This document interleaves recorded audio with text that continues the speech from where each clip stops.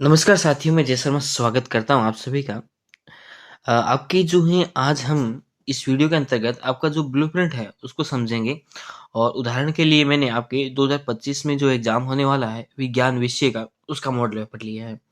इसी model paper को केंद्र बिंदु में रखते हुए मैं आपको समझाऊंगा कि जो मॉडल पेपर जो होता है उसमें ब्लूप्रिंट की क्या भूमिका रहती है, जो ब्लूप्रिंट होता है उसके अकॉर्डिंग कैसे पेपर बनता है, जो ये आपके जो पार्ट्स जो होते हैं, कौन से पार्ट्स, ये पार्ट्स जो है ज्ञान, अवबोध, ज्ञान उपयोग, कौशल, विश्लेषण, ये पार्ट्स क्या होते हैं। और इन पार्ट्स से जो है आपके जो इन पार्ट्स से ब्लूप्रिंट का निर्माण कैसे होता है। और साथ ही जो आपके पेपर जो लेसन है उन लेसन को एक अंक भार दे के डिसीजन लिया जाता है कि इस अंक भार का ये होगा, लेसन होगा। तो उसके आधार पे कैसे ब्लूप्रिंट तैयार किया जाता है और एक ब्लूप्रिंट से कैसे पेपर बनाया जाता है, वो सारी प्रक्रिया का विश्लेषण हम इसके अंदर करेंगे। यदि आपने इसको स्किप किया है तो बहुत कुछ स्किप किया है, क्योंकि पूरा पेपर जो है आपका ब्लूप्रिंट के अकॉर्डिंग बनता है और ब्लूप्रिंट के अकॉर्डिंग पेपर बनता है। तो यदि आपको ब्लूप्रिंट पता है तो आप पेपर को आसानी से समझ पाओगे कि परीक्षा में क्या पूछा जाना है और क्या नहीं पूछा जाना है। तो चलिए प्रारंभ करते हैं। ये चीजें आपको समझने से पहले आपको ये समझना होगा कि ज्ञान क्या होता है, अबोध क्या होता है। देखिए सीधा सा कहे तो ये चीजें जो होती है वो होती है उद्देश्य। क्या होती है उद्देश्य, मैं यहीं से इसको प्रारंभ करता हूँ। बाकी चीज आपको पता है कि कितने नंबर का क्या क्या कैसे पेपर होने वाला है। देखिए सबसे पहले आपको जो ब्लूप्रिंट बनता है, आपका जो पेपर बनता है, वो 4 उद्देश्य में डिवाइड होता है। ये इन उद्देश्यों का एक निश्चित अंक बार होता है। उद्देश्य होते हैं ज्ञान, अवबोध, ज्ञानोपयोग, कौशल और विश्लेषण। ठीक है। अब एक विश्लेषण वाला उद्देश्य बढ़ाया गया है ताकि आपके पेपर में सरलता दी जा सके, थोड़ा कठिनाई लेवल कम किया जा सके। ठीक है। अब देखिए यदि आपकी परीक्षा में ऐसा कोई लेसन है जिनसे अ, आपके परिभाषा वाले, डेफिनेशन वाले प्रश्न पूछने हैं, तो उस सेक्शन में ज्ञान वाले प्रश्न पूछे जाएंगे। अब ये एक बार ये बातें नोट डाउन कीजिएगा, आगे आपको समझ में आएगी जब मैं आपको ब्लूप्रिंट समझाऊंगा। अबोध वाले सेक्शन में वो प्रश्न पूछा जाता है जिनमें या तो अंतर पूछा जाए या समानता पूछी जाए। ज्ञानोपयोग वाले सेक्शन में वो प्रश्न पूछे जाते हैं जिनसे आपने कोई पाठ पढ़ा, जैसे रासायनिक अभिक्रिया वाला पाठ पढ़ा, तो उस पाठ के आधार पर आप किसी प्रश्न का उत्तर दे सकते हैं, किसी समीक अभिक्रिया को संतुलित कर सकते हैं, या कोई अभिक्रिया बना सकते हैं, या किसी नवीन चीज का निर्माण कर सकते हैं। तो वो ज्ञान का उपयोग हो गया, अर्थात पाठ को पढ़ के आपने जो ज्ञान लिया है उसका उपयोग ही ज्ञान उपयोग कहलाता है।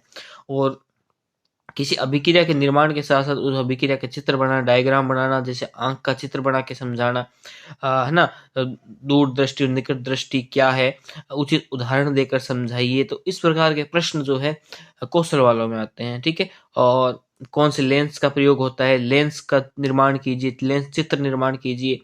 तो इस प्रकार से ना, यदि वस्तु जो है वक्रता केंद्र से परे रखी हुई है तो उसका प्रतिबिंब कहाँ बनेगा, आरेख द्वारा समझिए। इस प्रकार के प्रश्न जो है कौशल में पूछे जाते हैं। और विश्लेषण वाले प्रश्न, ये इनका सभी का सार जो है विश्लेषण वाले प्रश्नों में पूछा जाता है। एक प्रकार से मान सकते हैं अवबोध का ही एक टाइप होता है विश्लेषण। ठीक है। अभी देखिए ये चीजें आपने समझी। अब आपको ये समझना होगा, ज्ञान वाले सेक्शन के अंदर 23 अंक बार के प्रश्न पूछेगा, अवबोध वाले में 24, ज्ञानोपयोग वाले में 14, कौशल वालों में 9, विश्लेषण वालों में 10। हर विषय का अलग अलग अंक भार होता है, लेकिन उद्देश्य सेम ही होते हैं। तो ये विज्ञान का अलग है, सामाजिक का अलग होगा, गणित का अलग होगा, हिंदी का अलग होगा, इंग्लिश का आपका अलग होगा, संस्कृत जो आपकी थर्ड लैंग्वेज जो है उसका भी जो है अलग होने वाला है। ठीक है। चलिए ये हो गया, तो ये बातें आपको यहाँ पे जो है ध्यान रखनी है। उसके बाद बढ़ते हैं आगे। अब देखिए प्रश्न जो आपका हर सब्जेक्ट होता है, कोई भी आपका सब्जेक्ट जो होता है उसका अलग अलग डिवाइड होता है कि इसमें से ये इतने प्रश्न पूछे जाने हैं। जैसे ये साइंस वाला जो है आपका बुक है, इसमें बहुविकल्पात्मक जो क्वेश्चन है, एमसीक्यू जो है वो 18 पूछे जाएंगे, रेगिस्तान वाले 6 पूछे जाएंगे, अति लघुतरात्मक 12, लघुतरात्मक 10, दीर्घ उत्तरीय 4, निम्नात्मक 3 प्रश्न पूछे जाएंगे। ठीक है। और टोटल ये करके 53 नंबर का आपका हो जाएगा। ठीक है। पेपर हो जाएगा।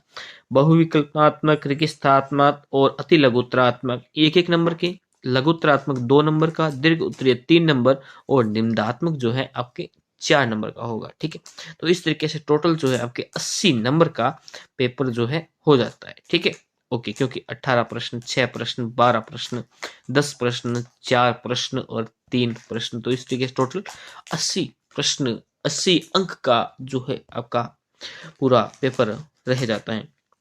उसके बाद में कुछ विकल्प वाले प्रश्न भी आते हैं। तो विकल्प वाले प्रश्न जो हैं, हर निम्नात्मक प्रश्न में विकल्प वाले प्रश्न पूछे जाते हैं कि ये कीजिए, नहीं तो ये कीजिए, और उसके भी पॉइंट्स दिए जाते हैं, तो वो अलग अलग टाइप में है। ठीक है, तो कौन सा लेसन किस अंक को लिए हुए हैं, ये बातें आपको पता है, नहीं पता है तो आप जल्दी से स्क्रीनशॉट लेके भी इसको देख सकते हैं। ठीक है, अब बढ़ते हैं आपके प्रश्नों, आपके ब्लूप्रिंट की तरफ, उसके बाद बढ़ेंगे प्रश्नों की तरफ। प्रश्न में आपको अगले पार्ट में बताऊंगा, यानी नेक्स्ट वीडियो में बताऊंगा, क्योंकि ब्लूप्रिंट जब तक समझेंगे तो आपका पहले ब्लूप्रिंट समझोगे, फिर आप उसको दोबारा से पढ़ना, तब आपको ब्लूप्रिंट समझ में आएगा। और यदि एक बार आपको ब्लूप्रिंट समझ आ गया तो आपको पता चल जाएगा कि आपका जो एग्जाम का पेपर जो है वो कैसे क्या होने वाला है। ठीक है, देखिए, कक्षा 10 विज्ञान 3 घंटे 15 मिनट और 80 नंबर का। अब इसमें देखिए, इसमें क्या क्या है। इसमें ज्ञान है जो आप समझ चुके हैं, अवबोध है समझ चुके हैं, ज्ञानोपयोग समझ चुके हैं, कौशल और विश्लेषण, इतनी चीजें आपने समझी हैं। अब आपको पता है ज्ञान वाले सेक्शन के अंदर कौन से प्रश्न पूछे जाने हैं, पता है, यानी और अवबोध वाले सेक्शन में कौन से प्रश्न पूछे जाने हैं, पता है, पता है। ज्ञानोपयोग वालों में पता है, कौशल में पता है और विश्लेषण में पता है।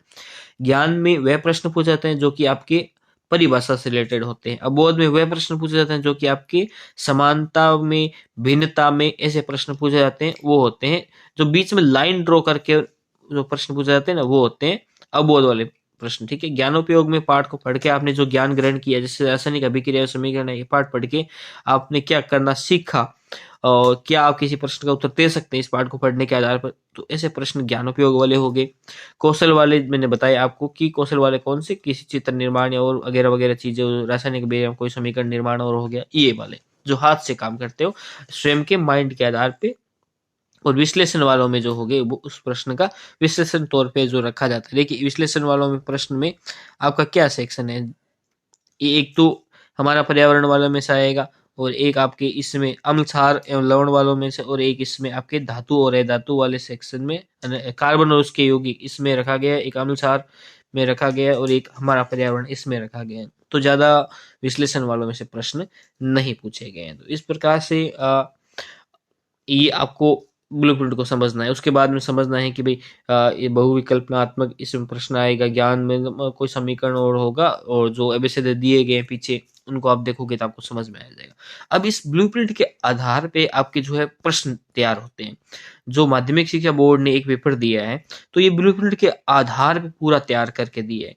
और जो आपको 2025 में बोर्ड परीक्षा के लिए जो पेपर मिलेगा, वो भी अकॉर्डिंग टू ब्लूप्रिंट होगा, अर्थात ब्लूप्रिंट के अकॉर्डिंग ये सारा पेपर आपको देखने को मिलेगा। तो इस प्रकार से ब्लूप्रिंट के अकॉर्डिंग यदि आप प्रश्नों को तैयार करते हो तो आपको एग्जाम में अच्छी रैंक हासिल हो सकती है। तो ये प्रश्न भी उन्होंने ब्लूप्रिंट के अकॉर्डिंग बनाए हैं। जैसे अभिक्रिया में कौन सा कथन सत्य है, भाई इसमें क्या हो रहा है ना, पीबीओ है और कार्बन है साथ में, 2 पीबी बन गया और CO2 बन गया, ठीक है, गैस बन गई। तो इसमें किसका अपचयन हो रहा है, किसका ऑक्सीकरण हो रहा है, क्या बन रहा है ना, कौन किसका गठन हो रहा है, तो इसमें कौन कौन से सही है भाई। शीश अपचित हो रहा है, कार्बन डाइऑक्साइड अपचित हो रही है, कार्बन अपचित हो रहा है, लेड ऑक्साइड अपचित हो रहा है। भाई देखो क्या अपचित हो रहा है और क्या मतलब कैसे क्या सिस्टम है, वो यदि आप पाठ पढ़ोगे और जो मैंने बताया है ब्लूप्रिंट उसके अकॉर्डिंग प्रश्नों को तैयार करोगे तो आपको बखूबी बहुत अच्छी रैंक जो है इसके अंदर मिलने वाली है। हाँ, अगली बार हम इन प्रश्नों को लेकर आएंगे, साथ में आपको इनके आंसर भी बताएंगे। वैसे आंसर यदि आप स्वयं सर्च करोगे ना बुक में तो आपको ज्यादा बेटर तरीके से याद रहेंगे। जैसे लोहे के फ्राइंग पैन को जंग से बचाने के निम्न में से कौन सी विधि उपयुक्त है।